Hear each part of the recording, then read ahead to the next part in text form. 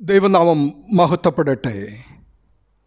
അവൻ സകലവും തനിക്ക് കീഴ്പ്പെടുത്തുവാൻ കഴിയുന്ന തൻ്റെ വ്യാപാര ശക്തി കൊണ്ട് നമ്മുടെ താഴ്ചയുള്ള ശരീരത്തെ തൻ്റെ മഹത്വമുള്ള ശരീരത്തോട് അനുരൂപമായി രൂപാന്തരപ്പെടുത്തുമെന്ന ഫിലിപ്പിയ ലേഖനം 3-ാം അധ്യായം 21 വചനം നാമും രൂപാന്തരപ്പെടുമെന്ന പ്രത്യാശയാണ് സത്യക്രിസ്ത്യാനിക്ക് നൽകുന്നത്.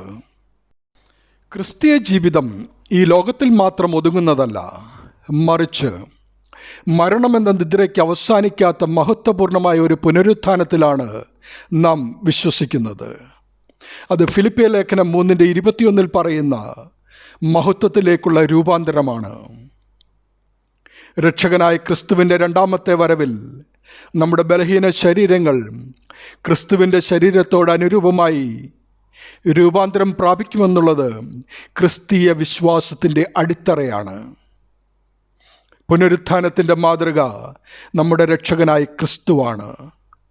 ക്രിസ്തുവിൻ്റെ ഉയർത്തെഴുന്നേൽപ്പാണ് അതിനുള്ള ഏറ്റവും വലിയ തെളിവ്.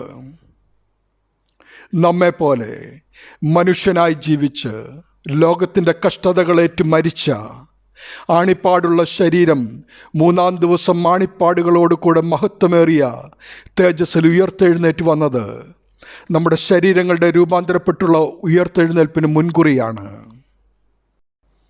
മഹത്വമേറിയ ശരീരം മനുഷ്യൻ്റെ നഗ്നനേത്രങ്ങൾക്ക് അദൃശ്യമാണ്. യേശു സ്വയം വെളിപ്പെടുത്തിയപ്പോൾ മാത്രമാണ് ശിഷ്യന്മാർക്കത് കാണുവാൻ സാധിച്ചത്. നമ്മുടെ ശരീരങ്ങളുടെ മഹത്വീകരണത്തിന് കർത്താവായ യേശുവിൻ്റെ ഉയർത്തെഴുന്നേറ്റ മഹത്വ ശരീരം ശ്രേഷ്ഠമായ ഉദാഹരണവും പ്രത്യക്ഷ ഉറപ്പുമാകുന്നു. അതാണ് 1 കൊരിന്ത്യർ 15:53 രക്ഷയുടെ സാർവത്രികതയായി പറയുന്ന ദ്രവത്വമുള്ളത് അദ്രവത്വത്തെയും മർത്യമായത് അമർത്യത്തെയും ധരിക്കുമ്പോൾ എന്ന് വെളിപ്പെടുത്തുന്നത്. ഈ രൂപാന്തരീകരണം നമ്മുടെ സ്വന്തം കഴിവുകൊണ്ടല്ല സംഭവിക്കുന്നത്, മറിച്ച് സകലത്തെയും തനിക്ക് കീഴ്പ്പെടുത്തുവാൻ കഴിയുന്ന ദൈവത്തിൻ്റെ വ്യാപാര ശക്തി കൊണ്ടാണ്. നമ്മുടെ പരിമിതികളെ മറികടന്ന് നമ്മെ അവിടുത്തെ മഹത്വത്തിലേക്ക് ഉയർത്തുവാൻ ദൈവത്തിന് കഴിയും.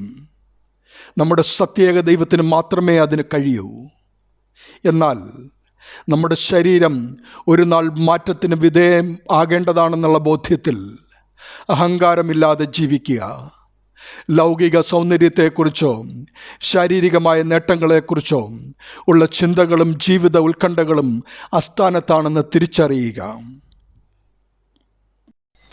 ക്രിസ്തീയ പുനരുത്ഥാനത്തിൻ്റെ അടിസ്ഥാനത്തിൽ വാങ്ങിപ്പോയ വിശ്വാസികളുടെ ശരീരം രൂപാന്തരം പ്രാപിക്കുവാനുള്ളതായതുകൊണ്ട് ഏറ്റവും ബഹുമാനത്തോടും പവിത്രതയോടും അതിനെ സംസ്കരിക്കണമെന്നും പുരോഹിതൻ അതിൻ്റെ ഉയർത്തെഴുന്നേൽപ്പിന് പ്രാർത്ഥിക്കുന്ന സഭയുടെ പ്രതീകമാകുന്ന ധൂപമണയ്ക്കുകയും പ്രാർത്ഥിക്കുകയും വിശുദ്ധ കുർബാന അർപ്പിക്കുകയും ചെയ്യുന്നത് യുക്തവും ന്യായവും ആയ വിശ്വാസ സത്യമാണ്. സഭയുടെ ഉറച്ച വിശ്വാസത്തിൻ്റെ പ്രഖ്യാപനമാണിത്. പ്രിയമുള്ളവരെ, ഒരു ക്രിസ്ത്യാനിയുടെ ഈ ലോക മരണം ജീവിതത്തിൻ്റെ അവസാനമല്ല, മരിച്ചുപോയതല്ല, ആത്മാവ് തിരിച്ചുപോയതാണെന്ന സത്യം തിരിച്ചറിയുക.